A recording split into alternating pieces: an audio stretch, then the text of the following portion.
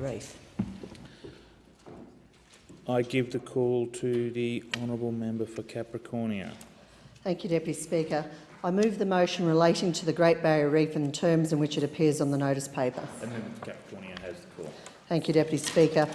When one thinks about what makes this planet so special, the thought of the great natural wonders spread across its surface, from the Grand Canyon in the United States to Mount Everest in Nepal, humans are in constant awe of the power, beauty and spectacle of the truly incredible things Mother Nature is capable of.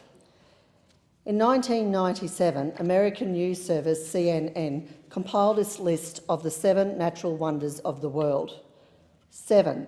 Just 7 examples round the globe that stands alone as magnificent examples of nature, offering both beauty and power. The list followed in the footsteps of previous well-known lists, such as 7 Wonders of the World, which featured the most significant examples of man-made magnificence. Structures as the Hanging Gardens of Babylon and the Great Pyramids of Giza. Each time any person or organisation creates a list of the most important, unique natural wonders, the Great Barrier Reef is always sure to factor. Stretching some 2,300 kilometres along the tropical east coast of the great state of Queensland, the Reef, as we affectionately know it, is the size of a mountain range and as vibrant as a carnival. It is the world's largest coral reef, home to thousands of species of coral, fish, birds, whales, dugongs and plankton. It is an integral resource for not only Capricornia or Queensland, but the national economy. While I'm proud to represent the fishers, tour operators, moteliers, etc. of my electorate who rely so directly on the Great Barrier Reef, the story is a much broader and more compelling one across the reef's whole footprint. For thousands of years, Australians have relied on the bounty provided by the reef. Modern Australia is no different.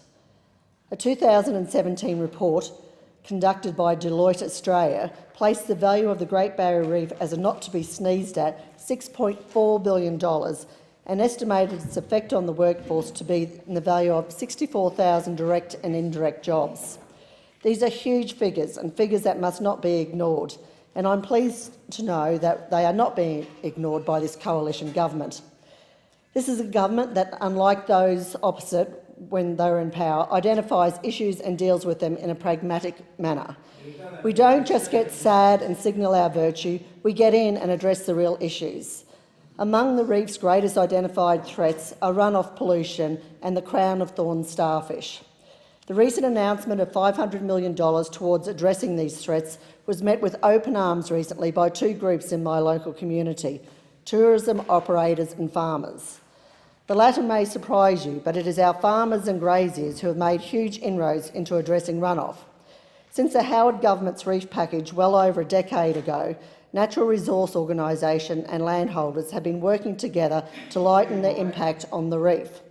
Simple projects like putting in extra water points, fencing off creeks and utilising more sophisticated spraying techniques make big differences to what and how much makes its way downstream and onto the reef. We know that managing runoff is key to keeping water quality high and the crown of thorn numbers low. These projects also have the added benefit of helping landholders better manage their land, in turn driving further economic benefit.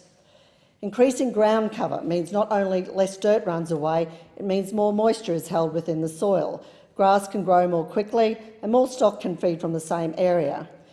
Using more sophisticated techniques for herbicides or fertilisers not only means less chance of these chemicals running off onto the reef, but also means landholders are able to use less to do more, saving more money while increasing the output. This means that while these policies are addressing the real factors for the reef's health, they are also improving the productivity and resilience of our rural communities. An approach very different to those opposite who have our rural communities effectively shut down for the sake of the reef, placing ideology ahead of a pragmatic solution. The greatest threats to the reef are being addressed by this government, and with $500 million on the table, I am confident we can continue to see improvements. I wholeheartedly endorse the government's strategy to address the perils facing one of the world's 7 natural wonders and look forward to getting home to enjoy its tropical waters. I move this motion. I thank the honourable member for that contribution.